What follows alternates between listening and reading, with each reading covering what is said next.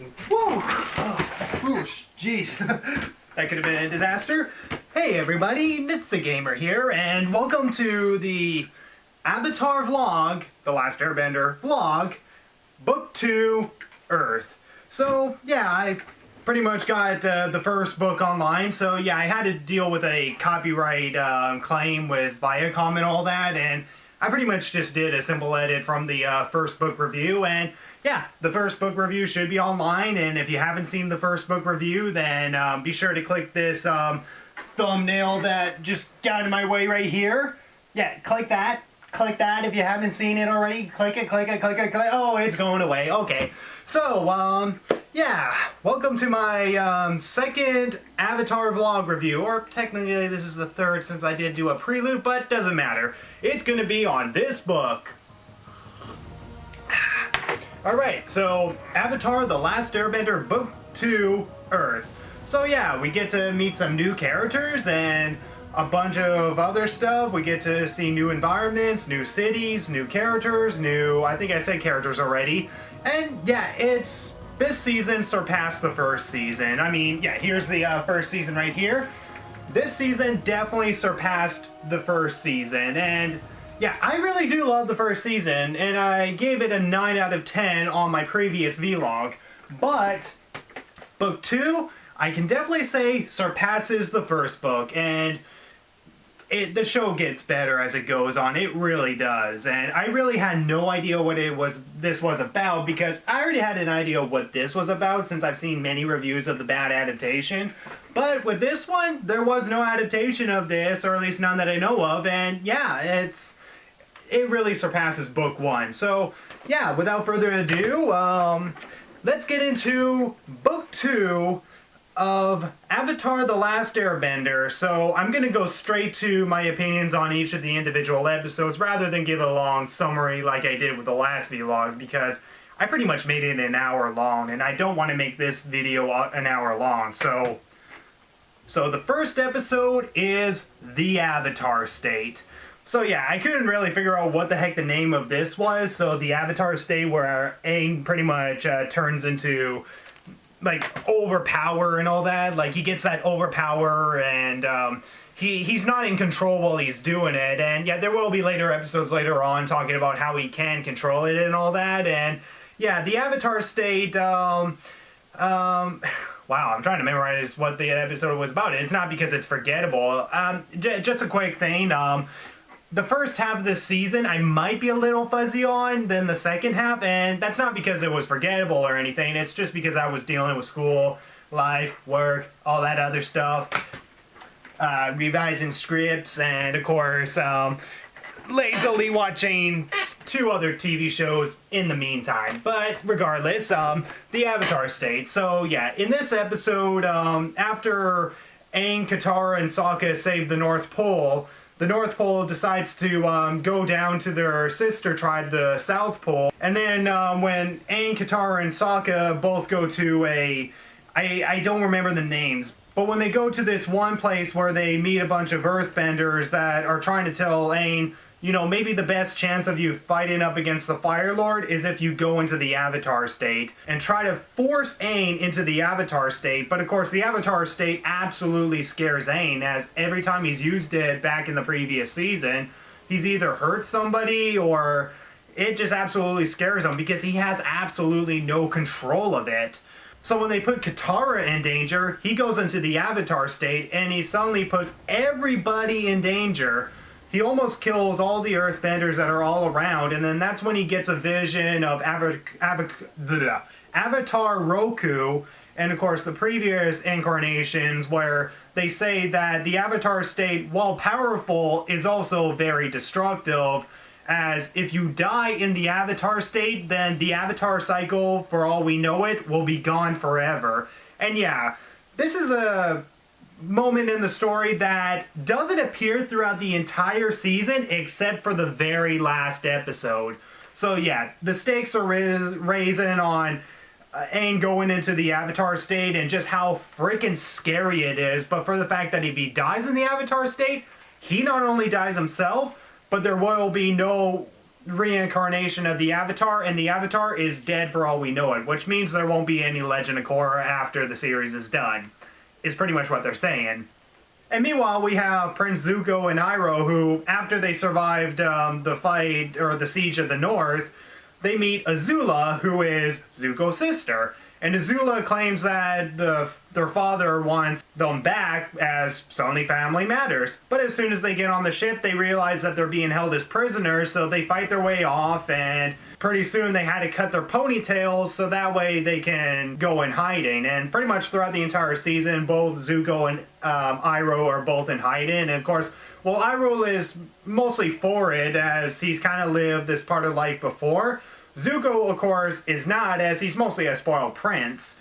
And yeah, the episode as a whole, and I think I may have gone into this episode for longer than I should, but the episode as a whole is a really solid episode establishing Azula's character, and she is such a bitch, but such a great villain throughout this entire show, and it greatly establishes her in this episode.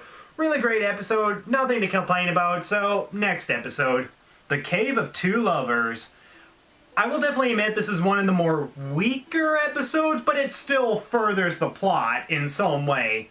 So they have to get to Umashu, so the same palace that they went to back in episode 5 in the first season, and they either have to go by air on Appa or go through the cave. And since through air is surrounded by a bunch of firebenders that want to kill them, of course they have to go through a cave with a bunch of hippies. And of course the hippies annoy the heck out of Sokka to the point where he's pretty much facepalm his forehead to the point where he has a red mark. And we also get that moment where we have the Aang and Katara romance within the cave, and if I did have to be honest, the romance between them is kind of weak. And don't get me wrong, I totally want to see Aang and Katara together. It's just the romance between them is definitely pretty weak in this episode. It does have to go to the cliche where it's like, we definitely want it, no, we don't want it.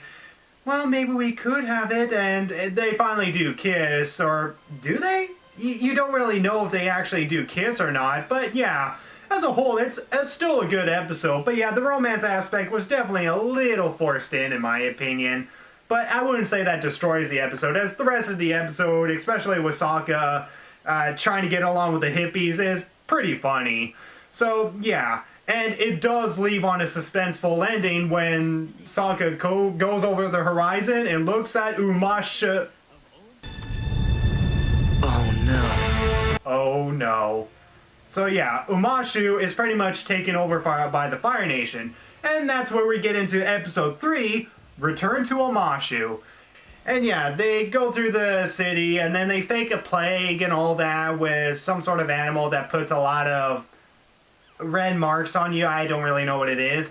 And then that's when Azula appears, and that's when they first meet Azula. They have an epic fight with Azula, and yeah, we also get to see King Bumi, and yeah, if you didn't know his name at this point, then you should have watched the first book. I mean, if you're watching this, yeah, this entire vlog review is spoilers, and if you're watching this, watch the goddamn show before you watch this, because now I ruined to you that the king of Umashu is Bumi, because that's a major spoiler in episode 5, because you're not supposed to know his name until the very end. Anyway, so yeah, when Avatar Aang, I never really called him that before, but when Aang confronts Bumi on why didn't you stop the Fire Nation and instead just did nothing, and Bumi pretty much explains it in a East Asian philosophy where if you make your enemies think you're vulnerable by doing nothing, but then strike when they're at their we can relax point, then that's like the perfect time for you to really show your full potential and strength. But it also shows that Bumi is not the perfect earthbending teacher for Aang, as that was the main reason why they went to Umashu in the first place, is so that Bumi can teach Aang how to earthbend. But Bumi pretty much stated, if you want to learn how to earthbend, you gotta find someone who pretty much listens. And that does give a clue on who Aang's earthbending teacher is gonna be, and we will eventually get to the earthbending teacher in episode 6. Was it episode 6? Yeah, episode 6. And yeah, as a whole, really great episode, great philosophy, great fight with Azula, the shots and all that of Amashu is really great as usual, and yeah, really great episode. And then we get to episode 4, The Swamp. And if I had to be honest, I think out of all the episodes within Book 2, The Swamp is my least favorite episode. And don't get me wrong, The Swamp is, regardless, still a good episode, just like The Great Divide. In fact, I will definitely say The Swamp is better than The Great Divide. The Great Divide, by far, is still my least favorite episode in the series. And yeah, The Swamp, well, not a bad episode. I felt like never really furthered the characters or story that much, but there is definitely some upsides to it. Like, there is some bit of great action that goes on and all that, and then you got some suspense with both Appa and Momo, who are about to get eaten by the people that live in the swamp. And of course, it has a really great moral at the end, showing how everything is connected. And of course, there is a moment where you have our heroes that hallucinate certain moments of their past, present, or future, which in this case would be Katara and Sokka's past, but Aang's future. And because Aang actually sees a little bit of the future, that's really the only moment that furthers any character. And yeah, I mean, well, Katara does hallucinate her mother. There's not really much of anything from there that does further her character or get brought up in a later episode. And same thing with Sokka when he hallucinates Yue, Princess Yue from Book 1, who eventually became the moon. And while she is brought up, it's kind of a pointless scene. Really, the only point in the swamp is just for Aang to see his earthbending teacher, who of course will eventually be Toph, as we will meet in episode 6. And yeah, the swamp, well, a good moral and all that, it's kind of a little boring, to be honest. I mean, not the episode itself, but just the setting alone. I mean, it's a little too green, too dark, and honestly, lacking color and any interest for us to be in a force in the first place. And yeah, I know the whole thing is never judge a book by its cover, but a swamp is not really that interesting, at least not the type of swamp they're in. I mean, if it was like a jungle or a forest, then it might be a little interesting, but for the fact that it's a swamp, kind of makes you less interested in what the entire moral is building up to, but at the same time, it's kind of only nitpicking. But I will definitely say it's my least favorite episode, mostly because it barely furthers the story or characters aside from Aang seeing a vision of Toph. That's pretty much the only thing that's really valuable in this episode. That, and of course the moral, which, yeah, could have been portrayed in a better setting. So, yeah. Next episode, Avatar Day. Gee, what could Avatar Day be about? Could it be a civilization celebrating the Avatar? Could it be, I don't know, a celebration of the Avatar? No, it actually turns out as they bring out these statues of Aang, Avatar Roku, and Avatar Kyoshi, they start burning the statues down, so they're showing their disappreciation for pretty much what the Avatar did when Kyoshi pretty much killed their leader, or general, I forget it. Again, this is one of the episodes that I kind of watch at the beginning of September. And yeah, pretty much the entire episode focuses on both Katara and Sokka trying to prove Aang's innocence and all that. And while it doesn't really go too far so well, this episode has a great blend of action, comedy, and suspense, and whether or not if Aang is going to be convicted of this crime. And of course, while Aang can probably run out of there, he's like, no, I'm the Avatar, I must face this. And it's a responsibility that not a lot of people will take. And when they make him wear the clothes of the previous incarnation, Kyoshi eventually takes over Aang's body and actually state that she is responsible for the general's death, or the king's death, whatever he was. And while it's explained in a way where it was more of an accident and that really she was really the good person of the situation, they insist, you know what, we gotta burn this Avatar, burn him in like a pot of water or something like that. And that's when the Fire Nation attacks, and previously, at the start of this episode, Sokka lost his boomerang to the Fire Nation at the start of this episode, and then when the Fire Nation does come to attack him, his boomerang comes back, and that moment is just absolutely hilarious. And yeah, after Aang fights off the Fire Nation soldiers, they pretty much forgive the Avatar and all that, and let the Avatar go off. And yeah, as a whole, it's a pretty great episode, and yeah, it has a great blend of action, comedy, suspense, and the whole entire plot in general. Really great episode. And then the next episode is called The Blind Bandit. And yeah, this is the episode where we finally meet Toph. So they go to an earthbending town, and they see this wrestling rink where there's a bunch of earthbenders that fight up against each other, and then eventually we see this one earthbender who is not really given a name, but she just goes by the name of the Blind Bandit. And yeah, she is legitimately blind. So how the heck can she fight if, she can't see?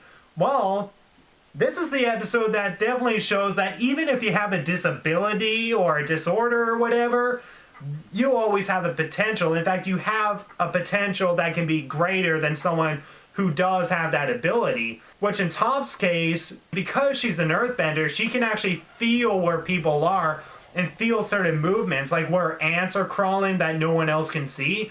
And yeah, she's kind of like their sensor in a way on where people are. And since she can't see, she doesn't know what people looks like, but she can sense where they are. And because she's an earthbender, she can really, really fight, and she is such a badass, and it's really awesome. And while her parents pretty much try to keep her in the shadows, mostly because of her disability, again, they still keep her in the shadows, despite the fact that the father can see that she can legitimately fight. Just, oh, what an asshole, seriously. But yeah, she eventually runs away with the Avatar, and yeah, pretty much from this point on, Toph is going to be an official main character. So even though her first appearance is episode 6, she pretty much appears in most of the episodes later on, I think maybe with the exception of 2, including the next episode that comes after this. And yeah, Toph is a really great character, and yeah, really great character, really great action. The father sends her her teacher and one of the bounty hunters to go and find his daughter. And yeah, really great episode, really great introduction to Toph. And yeah, so next episode, episode 7, Zuko Alone. This is definitely one of the best episodes in season 2, and it was definitely my favorite episode by far, up to a certain point. And I think out of all the episodes, this is probably my second favorite episode out of all the episodes within both 2. And yeah, Zuko Alone is an episode where we do not see Aang, Katara, Sokka, Appa, Momo, or Toph at all. The entire focus is on Zuko, and as an entire episode that's focused on him, it's absolutely damn amazing. In fact, one of my sisters, ages 10, she stated that it was because of Zuko Alone, it made Zuko her personal favorite character, and yeah, it's pretty great. And yeah, Zuko does a great job being the center of the episode, and pretty much he has to try to create a new life after he separates with Iroh from a previous episode. And pretty much Zuko finds this family that he fits in pretty well with, and it's pretty much where he's trying to gain family back and all that, and trying to find the purpose of living a happy life again. And then we also get flashbacks to where he did used to have a happy family around the time when his mother used to be around. But unfortunately, the sad part about his past is that Azula, who is, of course, one of the villains in the season, is such a bitch even around that time. Like, I'm not sure if she's like the younger sister or older sister. I'll correct it with this caption right here. But yeah, she is such a bitch even during when she's a kid. And when Iroh does send a present to both Zuko and Azula, Zuko gets a knife, which eventually is shown in this episode in the present time. And of course, he gives Azula a doll, hoping that she can actually gain some of her innocence back, since she's pretty much a troublemaker to begin with. And what does she do? burn the freaking doll. And it's just, oh my god, what a devil. She's just so despicably evil, and it's so harsh seeing it in a child, and for the fact that this will continue on to when she's pretty much a teenager or a young adult, however old she is in the present series. And yeah, this is pretty much an entire backstory where we see how the Fire Lord eventually becomes the Fire Lord after supposedly his father passes away, or supposedly, I mean, we might get a further episode where he murders the guy, I don't know. Or unless, of course, they can't really say that because it's a kid's show as well, but I don't know. And then we cut to present time where we see a bunch of earthbending bullies which is absolutely great, seeing how Zuko is Fire Nation and these earthbender bullies are pretty much earthbenders, and yeah, really great how the show is not presenting itself in black and white. Really great. Pretty much is bullying this one family, capture this child, and when Zuko has to show himself who he is, that's when he realizes that the past can't leave him. And despite the fact that he saved this child's life, what does the child say in return? No, I hate you. And he walks away. I mean, what a dick. I mean, seriously, he saves this kid's life and he walks away. But in many ways, this is actually more realistic if this was in reality, showing how even the redeemable cannot easily be redeemed, and that the past will always come back to haunt him, and that unfortunately with society being so divided and unbalanced, it kind of shows that it's not like what you do that really matters, it's a matter of who you are. And if you were the Fire Prince, I'm sorry, you're f***ing evil. Get out of our f***ing town. And it's just, oh my god, the racism and prejudice is just so really strong in this episode, but yet it's surprisingly kind of satisfying in a bittersweet ending when Zuko does leave the town. And yeah, second best episode in my opinion. Really great episode. Definitely made the episode, or definitely made Zuko my one of my sister's favorite character. And yeah, really great episode with Zuko. And then the next one is The Chase. And I will be honest when I say I was gonna make this episode one of the lowest rated episodes, mostly because of the arguing that is going on between our main characters. But when you really do watch the episode, it's actually a little more justified when you know why they're arguing between each other. Because they're freaking tired as hell. And they're constantly being chased by Azula and her two other friends. And yeah, they're chasing the Avatar, and it is such an episode that doesn't give you a break. And it's absolutely insane throughout this entire episode. And pretty much, this episode really does have a great moment where we have Toph and Iroh, who, of course, in this episode, Iroh and Zuko are still both separated. And Iroh and Toph have a conversation between each other while having tea, while not knowing that they're on opposite sides. And the conversation between each other is a really nice scene, showing how two sides can get along, even if they don't know each other. But even if they did know each other, there really shouldn't be any reason for them to fight to begin with. And it's such a nice conversation between the two. And yeah, by the end of the episode, you have Zuko fighting against Azula, Azula fighting against Aang fighting against Zuko, Aang fighting against Azula, and Azula fighting against Zuko. And it's just a three-way fight that just never gives you a break, but the action just keeps on building and building and building to the point where Iroh does get attacked, well, doesn't die, does get attacked, and yeah, the episode is just absolutely insane, just how it builds up, and you just feel sorry for our heroes. They just never get a break through this episode.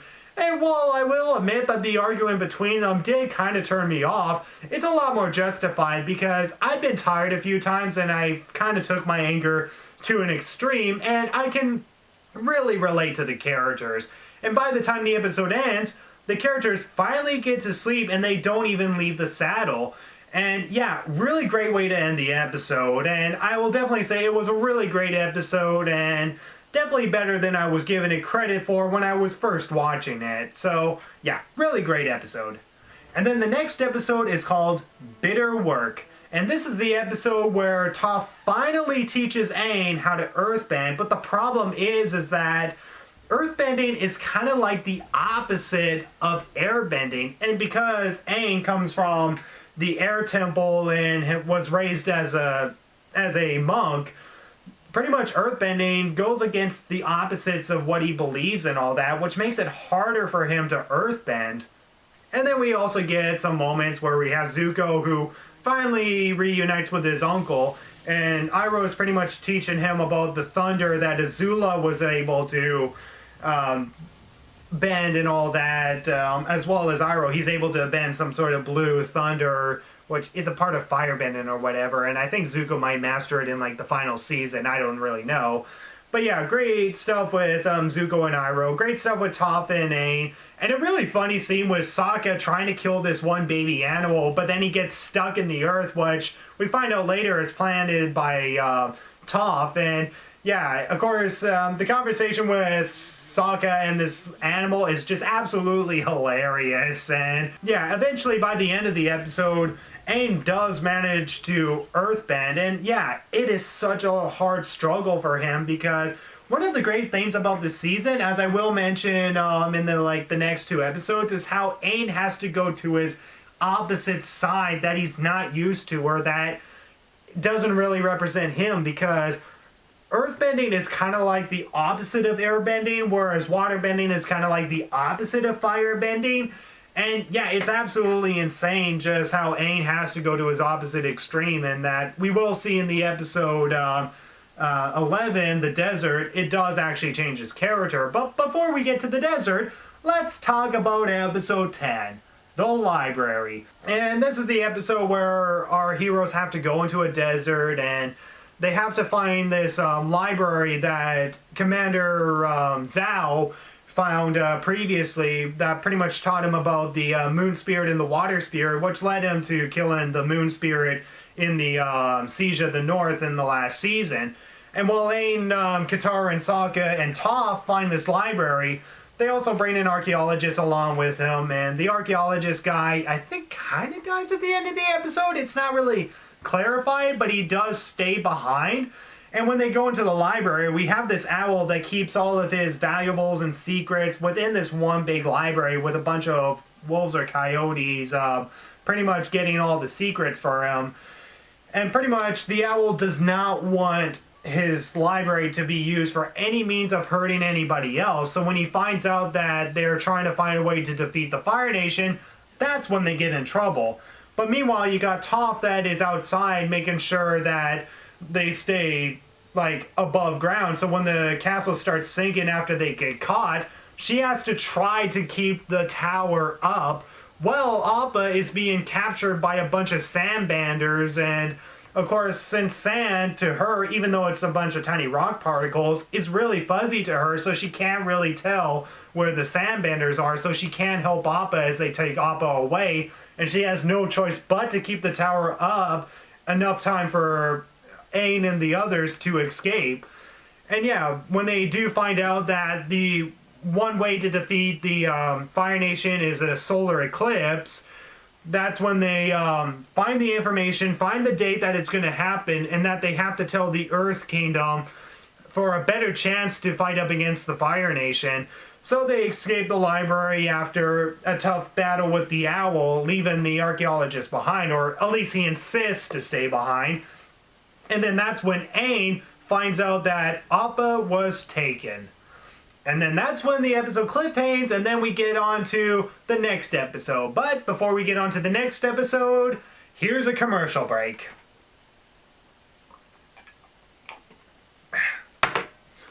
I'm an asshole with these commercial breaks. Seriously.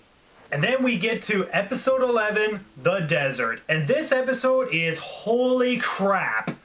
Aang gets really angry in this episode. Like, really angry. To the point where he's like, you just didn't care about Appa, didn't you? You guys don't care about anything but yourselves. And it's just, oh my god, Aang, just calm the hell down. And it's just, whoa. Aang just goes to the extreme in this episode, and it's absolutely absurd. But on the upside, Sokka does drink some cactus juice, which causes him to hallucinate, and that's pretty much the hilarity of the episode.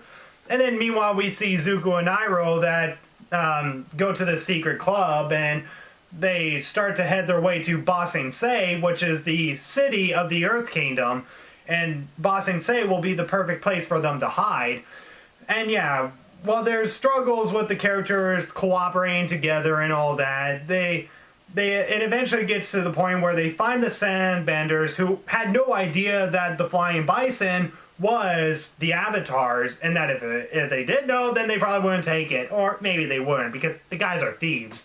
But yeah, Aang gets so angry to the point that he goes to the Avatar state, starts hurting people, destroying their ships, and it doesn't last long as Katara is the one that calms Aang down and finally returns him back to normal. Just enough time for him to finally break down and accept the reality that Appa is taken away, but there still might be a possible chance that we can get Appa back, and that he's probably in Ba Sing Se, and that's where we need to go. And yeah, as a whole, it's such a great episode with great humor, but it was so surprising that Aang really went to that extreme to be so angry, and it's just, wow. But yeah, as a whole, great episode. It justifies Aang's reason for being angry. That's for sure. Even though I was kind of against it at one moment, when I realized they were taking it to the extreme, I knew they were going to go somewhere with it. So yeah, really great episode.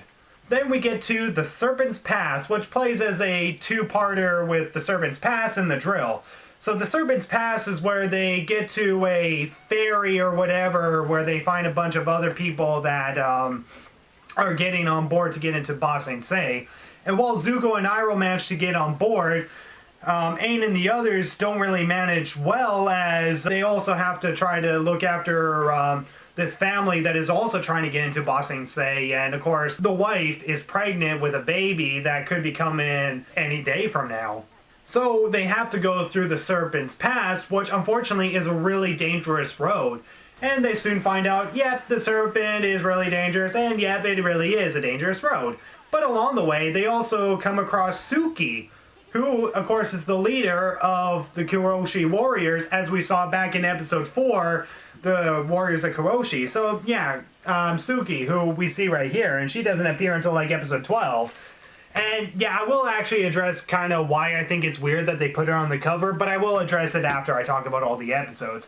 But, yeah, Suki appears, and, yeah, this is where we kind of have, like, a romance that blooms between Sokka and Suki. And Suki does have a crush on Sokka, but Sokka, on the other hand, doesn't want to fall in love with Suki, as he feels like he's being disrespectful to Princess Yue, who he was in love with and now is dead. And to have, like, the full moon up in the sky and to look down on him kissing Suki just feels like an insult, which is very understandable. So, really great episode that actually does get Aang back his spirit and all that. And when he does get to the walls of Ba Sing Se, that's when he notices the drill. Cliffhanger. And then we get to the episode, The Drill. Gee, I wonder why they called it The Drill after seeing the last episode. I don't know. Well, yeah, The Drill is pretty much created by the Fire Nation, led by Azula, along with her two friends. And I don't really recall the friends' names. I'll put their names right here because I don't really remember their names. Pretty much Aang and the Avatar gang have to destroy this drill before it breaks through this wall and get into the outer part of Ba Sing Se, because there's actually two walls that surround Ba Sing Se. And pretty much once they break through the first wall, it just gets to their prairies where they build all their, where they harvest all their crops and all that sort of stuff. And yeah, we have a really massive episode with the fight against Azula, trying to break down the drill, and by the end of the episode, they managed to break down the drill. Hooray! So yeah, really great episode. I don't think there's anything to complain about, and yeah, you're probably noticing that I'm hardly complaining about anything during these episodes, aside from the swamp and Cave of Two Lovers. So yeah, the next episode, if my screen will appear, please, City of Walls and Secrets. And this is where Avatar and the gang finally get into Ba Sing Se, and while Iroh and Zuko manage to get a job at a tea shop, to which it's the kind of tea that Iroh loves, but of course the tea is not perfectly brewed. So when Iroh improves the tea and all that, of course, they get more customers in because the tea is so damn good.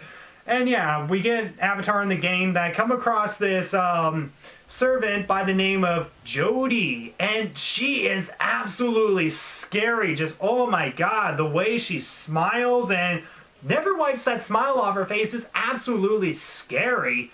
I mean, yeah, this is the idea that the city is trying to welcome the newcomers in, but yeah, it is absolutely scary the way they show Jodie and how she just never keeps that smile off her face, and it's absolutely weird. And yeah, well, Toph does sense that there is something wrong in Ba Sing-se. What do you know? There is something wrong in Ba Sing-se.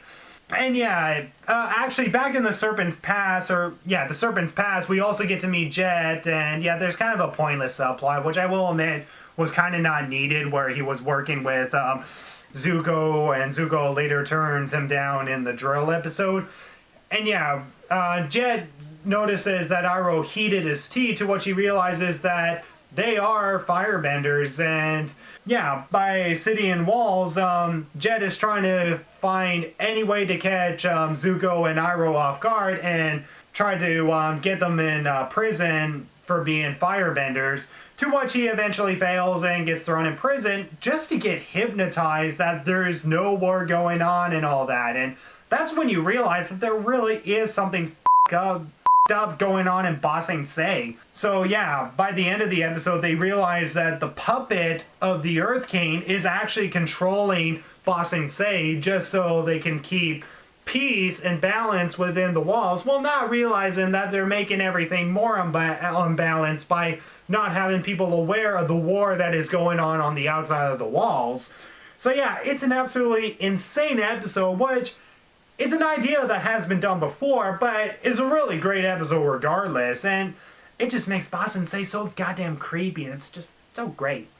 And then we get to episode 15, The Tales of Ba Sing-se, and this is an episode where it has multiple storylines written by different writers. So we have the story with Katara and Toph, Sokka, Aang, Iroh, Zuko, and Momo. And am I missing another character? I think that's pretty much it. At this point, Appa is still missing ever since the desert episode. Or no, not the desert episode, the library episode. And yeah, well, these episodes at first seem like filler to me. I was almost about to put this episode at the lowest, but if anything, I think it's one of the higher best episodes in the series. Probably like top 5 maybe. And a lot of it has to do with the fact that, well, the majority of the stuff that you see in this episode is filler. There is 2 particular storylines that really do connect to the characters, and that would be Iroh's story and Momo's story. Yeah, Momo, their animal companion, has a really big part that plays in it, and those were the stories that I felt more emotionally connected to.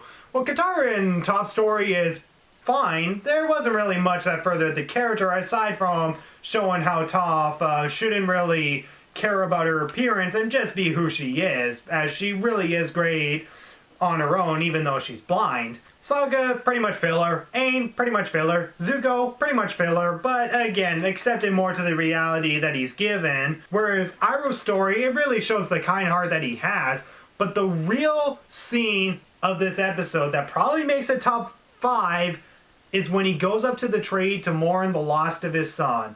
And oh my god, the Sawney Saints made me cry the second time I watched it. I mean, every time I watch it, it makes me cry.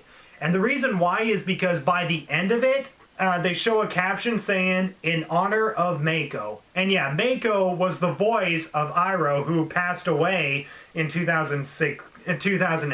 And yeah, this was in honor of Mako, who did pass away, and it is such a tearjerker episode, seeing how he's mourning over the loss of his son, who we kind of got the backstory that he died in Zuko alone in the flashbacks when Zuko and Azula were still kids. And yeah, really sad episode with Iroh, with a really great ending to Iroh's story. And yeah, Momo's story is actually really emotional, where Momo is trying to find Appa, or thinks he's seeing Appa, but of course Appa's not really there. Yeah, I never really thought that there would be an episode where you'd feel so emotionally sorry for Momo, but this episode really did make me sorry for Momo.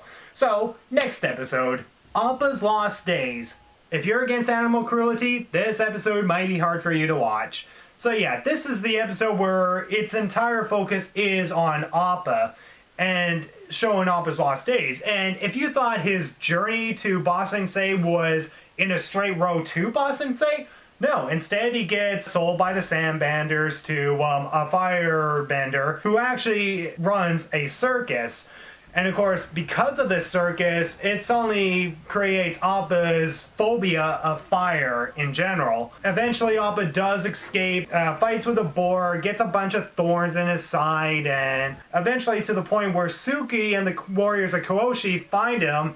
And as they try to make him calm down, they eventually take the thorns out of him, clean him up, and it is such a great moment just for Azula and her friends to attack. God damn it, Azula, why do you have to be such an evil bitch?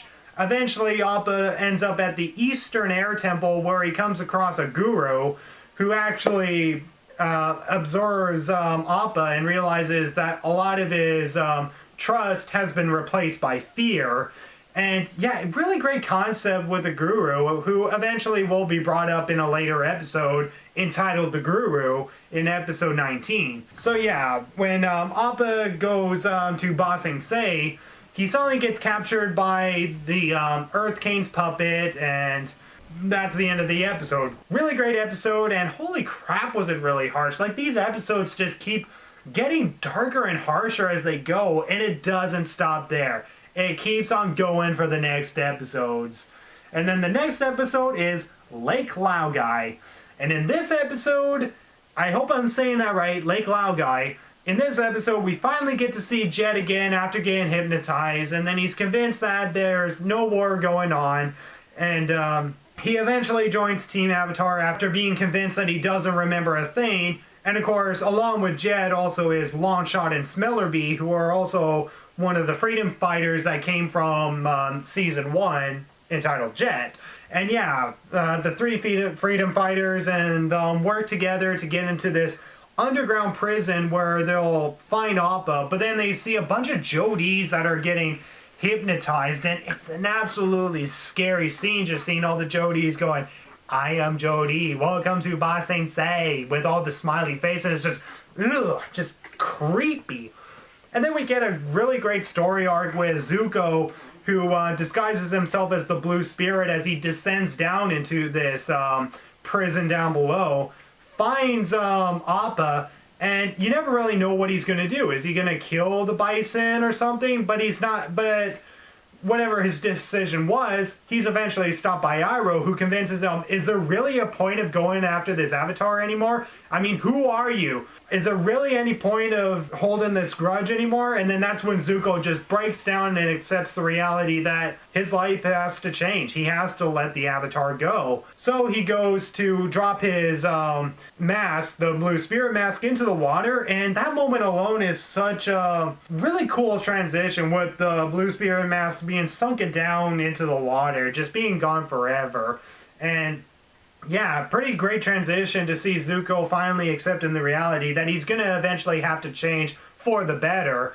And yeah, by the end of the episode, not only did they stop the Earth King's puppet and his men, or they kind of did, but they also get Appa back, which is so happy when you finally see them reunited. So pretty much got captured in episode 10 and doesn't reunite till episode 17. So 7 episodes he was gone, and they finally reunited, and it's such a great moment to see Appa back again. It's really great.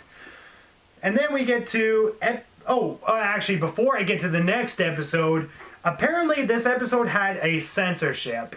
Now, not necessarily a censorship, but pretty much recommended by Nickelodeon that they don't show an on-screen death.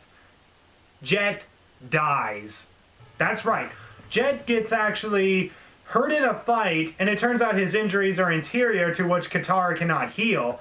And when Smellerbee and Longshot actually does get a line of dialogue after getting muted for his previous appearances, they stay behind with Jet, as Toph feels that he's definitely not going to be okay. So when they leave and Longshot points his arrows at one of the corridors in case one of the soldiers come to get him, it actually leaves on the possibility that Jet actually died. And because he's a teenager, they can't really show that in a Nickelodeon show. And yeah, it leaves on the possibility that he did actually die. And yeah, if you look it up, Jet did die in that moment. Like, holy shit, they killed off a teenager. And while they did leave it up to speculation, yeah, they did kill Jet off. And it's like, wow, really dark, guys, really dark. And then episode 18 is The Earth King. And this is where they finally get to the Earth King after fighting to get in. Prove to the Earth King that his puppet has failed Ba Sing Se for multiple reasons, to which he arrests his puppet, eventually sees the threat that is going on, and yeah, that's when they realize, yeah, there is a war that's going on, to which the king wasn't even aware of. And that's such a great moment where, even though you thought that Ba Sing Se as a whole was corrupted and all that, the ruler himself never really knew this stuff was happening, because he never really took the responsibility to really know what was going on, and just relied on this one asshole who pretty much changed everything, end up killing Jack, the puppet is just absolutely insane. And yeah, the puppet does get arrested. The king finally knows what's going on, and then by the end of the episode, Toph gets captured by the bounty hunters. Sokka finally has a chance to see his father again, to which he goes to ride with Aang in the next episode, and Katara stays behind to help the Earth King even more and planning out their strategies to fight up against the Fire Nation. And by the end of the episode, we finally get to see the warriors of Kyoshi, who are, for some reason, only consist of 3. Now, why the heck can they only consist of 3? Oh. Once you hear that voice, you suddenly know that Azula and her friends have defeated the warriors of Kyoshi, including Suki herself, and disguised themselves as them. And yeah, really great episode. And then episode 19 is by far my most favorite episode in Book 2, The Guru.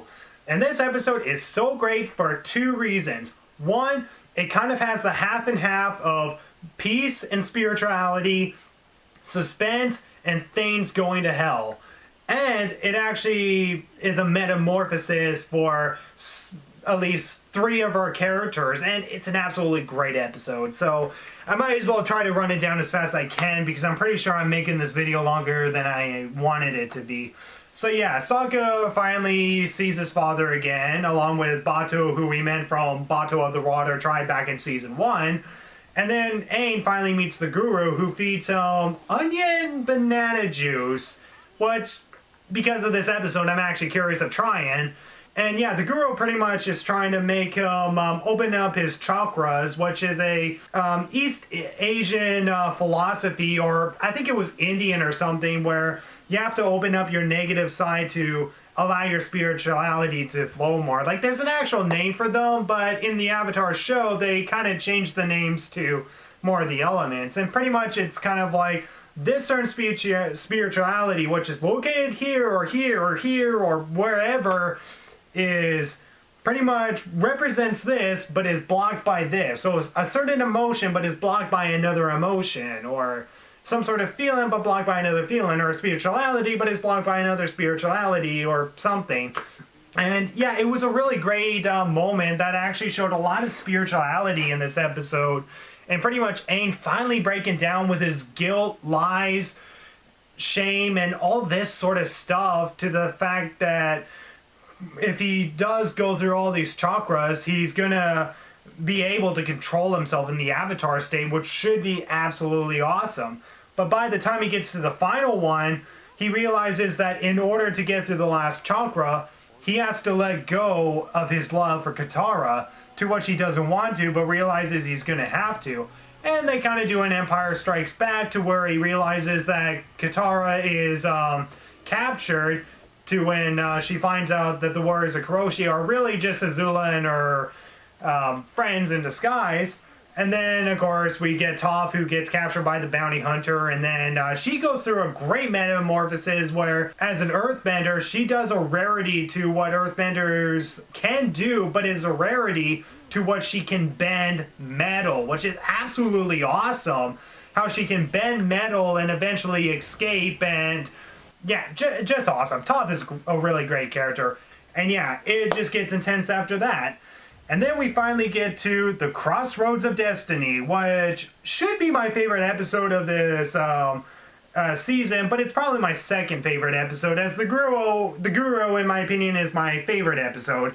And in the Crossroads of Destiny, which is the finale, we finally get Toph, Sokka, Appa, and Aang, who get back to the Earth Kingdom, along with Iroh, who helps try to save Zuko and Katara after they get captured by Azula. And Azula manages to trick the puppet by actually getting all of his soldiers on her side through fear and intimidation, making the puppet eventually fail.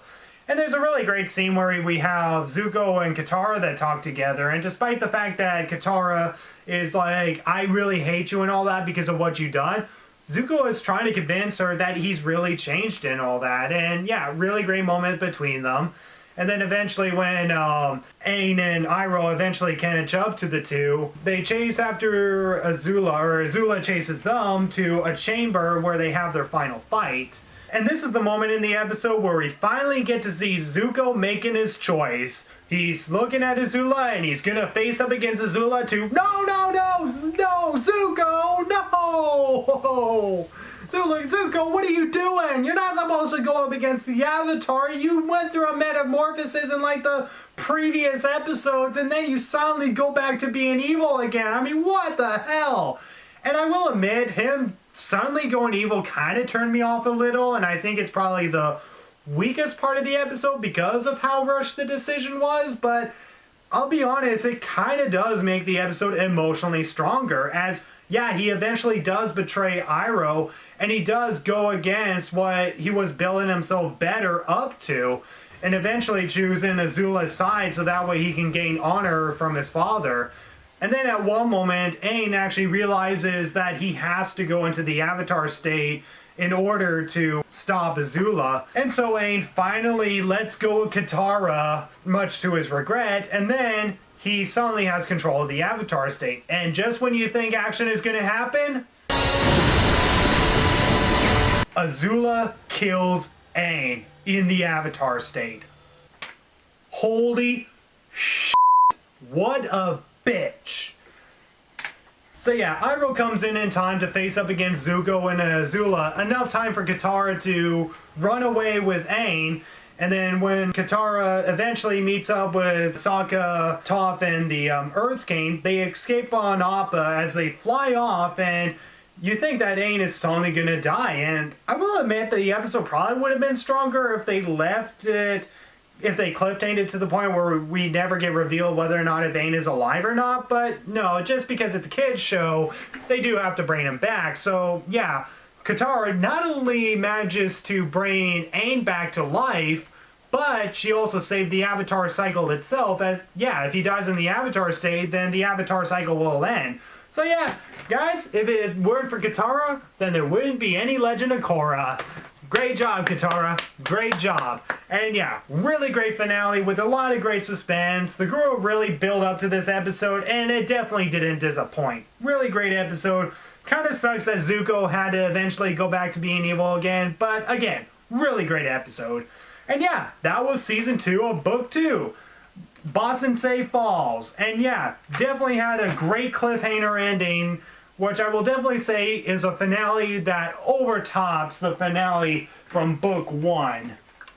Awesome.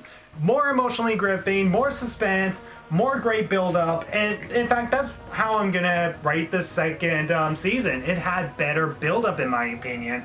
And yeah, trying to think of anything that kind of throws me off, there is one thing that throws me off. Look at the cover. In fact, here's a JPEG right. Jesus Christ, that could have been nasty. There's a JPEG right here. So yeah, if we look on the cover, you'll see that we have our main characters, Aang, Toph, Katara, Zuko, and Sokka. But if you look, there's Suki, who is also on the front cover, being hugged by Sokka. Now, what's the weird thing about that? Suki only appears in 2 episodes throughout the entire season. Yeah, she only appears in episode 12, The Serpent's Pass, and episode 16, Appa's Lost Days. And, of course, The Serpent's Pass is the only episode where she's ever with Sokka. So, yeah, it's kind of weird that they would have her on the front cover, but I guess in some ways it kind of shows that it's foreshadowing the romance that will happen in the third season. But yeah, it's kind of weird that they would put her on the front cover, as it kind of seems a little misleading, as she's not a main character, even though Toph is, even though she didn't make a lot of appearances. Toph is definitely considered a main character. So yeah, as a whole, really great season. And I can definitely say this season had a better build-up than the first season. And yeah, the problems I have with it are very minor. And while the swamp is my least favorite episode, it definitely is a lot better than the Great Divide. And I still like the Great Divide, but the Great Divide by far is still my least favorite. And yeah, I think the Guru tops the Storm from the first season, which the Storm was my favorite episode in season 1, but I think my favorite episode of Avatar by far is the Guru. And that might change when I eventually watch Book 3. So yeah, Book 2 as a whole gets a 10 out of 10. That's right, I'm giving this a full, solid verdict of a 10.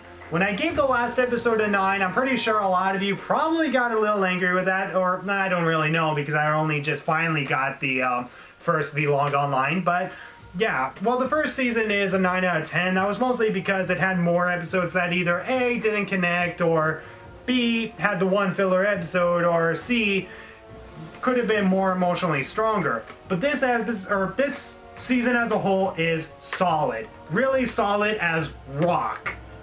Okay, anyway. So yeah, really great season. I love Book 2 better than Book 1. And yeah, all I can say is when I return back, I am going to be doing a full review on the final season of Avatar, Book 3, Fire. So yeah, thank you guys so much for watching, and hopefully Viacom isn't going to be such a firebender on my videos. And yeah, that's really all I have to say. So thank you guys so much for watching, and I'll see you guys in the next Avatar vlog. And how long did I record this for? An hour long. Are you freaking serious?